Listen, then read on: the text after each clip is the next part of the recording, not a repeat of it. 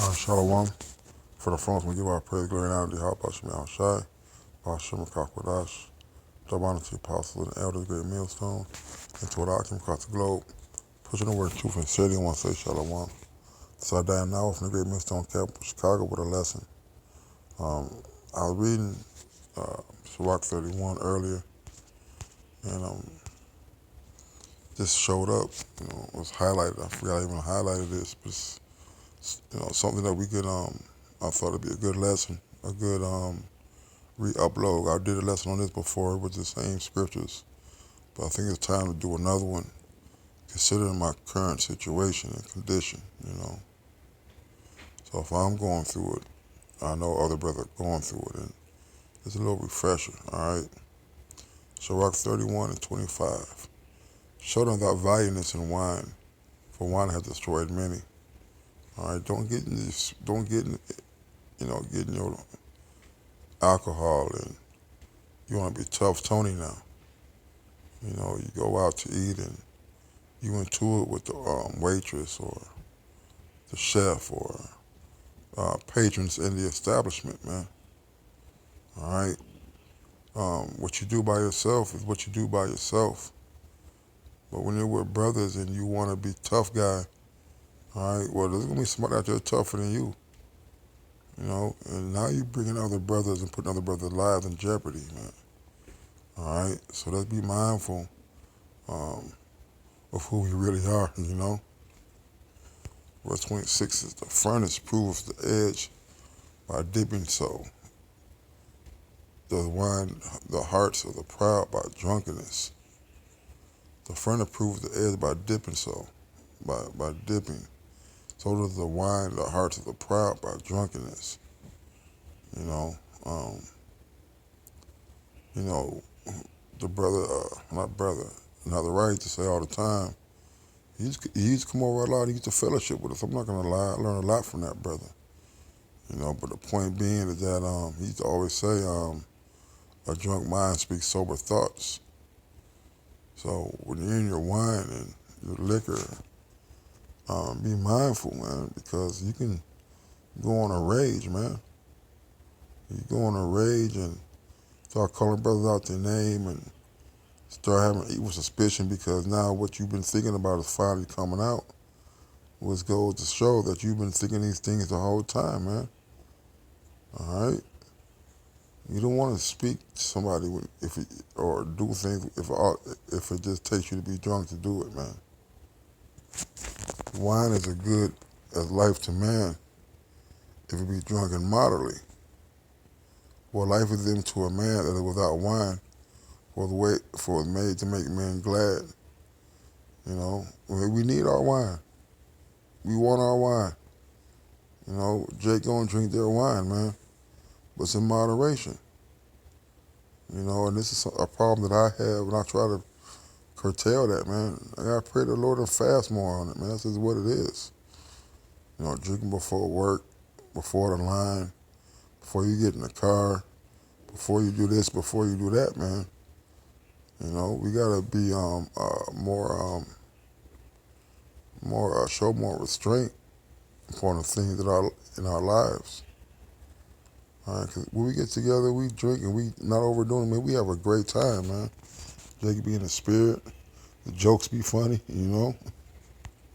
So wine measurably drunk and in season brings the gladness of the heart and cheerfulness of mind.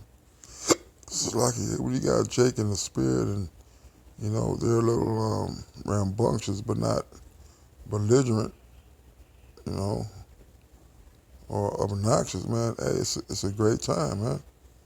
You watching a fight and, you watching a good movie and, the spirit is better amongst the brethren, man. But wine drunken with excess, maketh bitterness of the mind with brawling and quarreling. So when Jake began to argue and quarreling, man, it's too much drinking. All right? You see a brother getting there, man, and you take the cup from him, man. If you want to fight you and all that, man, you call a superior brother. All right? All right, so we gotta be looking out for each other because Jake like to drive drunk. He's gonna face it, man. Then become speeding. They don't want to wear the seatbelt and swerving and whirring in between traffic, man. It's dangerous, man. Then you want to take brothers home, you know. Since drunkenness increases the rage of a fool till he offend, it diminishes the strength and maketh wounds. Right, man. You want to be. You think you on point. You think you're Superman, but actually you're weak. You know. You ever seen a drunk man try to fight? It's definitely a one-hitter quitter, man. He's out of there. All right. And you're gonna keep on drinking until actually you start going off, man. And that in itself is off. It says, "Rebuke not thy neighbor at the wine, and despise him not in his mirth. Give him no despiteful words, and press not upon him with the urging to drink." Right? And that rebuke not thy neighbor at the wine goes both ways, man. All right. It goes to when you've been drinking. All right. You get drunk, and all of a sudden you want to start being so correct a lot. You know. If a brother is drinking, he's not gonna remember nothing you rebuking him on, man. So take it easy, let your brother sleep it off, and talk to the brother when he's sober. And despise him not in his mirth. Right, man. Sometimes you got happy drunks. You know, we're just happy, man. They get emotional. You know, I love you, brothers. You know, I might fall into that category. You know, a brother might want to buy you dinner or lunch or or something, man. All right, as long as that brother happy, man, hey, let him be happy, man. So give no despiteful words, right, man. Don't rain on the brother parade when he's in his spirits and he's feeling good, man. You know, you don't do that, man. Let Jake enjoy himself in this fucking hell that we're in, man. And press not upon with him, urging him to drink, right, man. You know, you see a brother stumbling or may have had a couple of drinks too many. Hey, don't offer him nothing else, man. All right. You know, take the bottle from him, man. You know, or I should take the bottle from. Don't encourage him with your bottle. You know. It's good to talk about woe to him.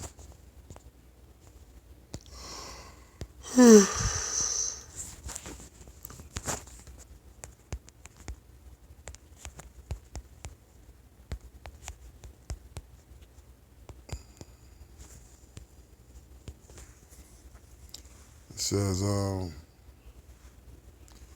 Isaiah 5:11, it says, "Woe unto them that rise up early in the morning, that they may follow strong drink, that continue unto night till wine inflame them." You know, you wake up, man, you know, you should be thinking about other things besides getting a drink. And that's another problem that I have, you know, that I could be working on, man. You know, that drinking leads to a lot of things, man. You get slothful and sleep. You know, sleeping a day away when you could have been streaming videos or going out to teach with the brothers during the week or whatever. You know, it's woe unto them that rise up early in the morning, that they may follow strong drink, that continue until night to wine and flame them. Ain't no to the drinking all day. You know, going on a 24-hour binge, man. All right, now at the end of the day, you pissed off, man. You know. So woe unto Isaiah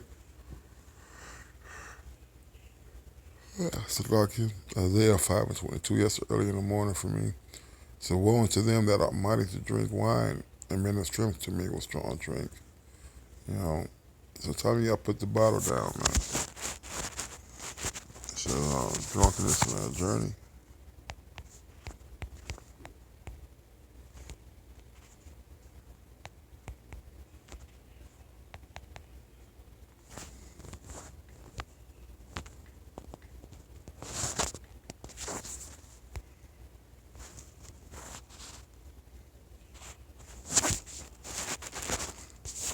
Uh,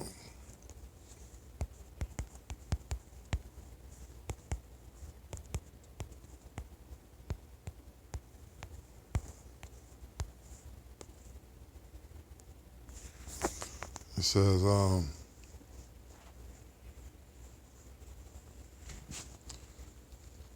Tobit 4:15.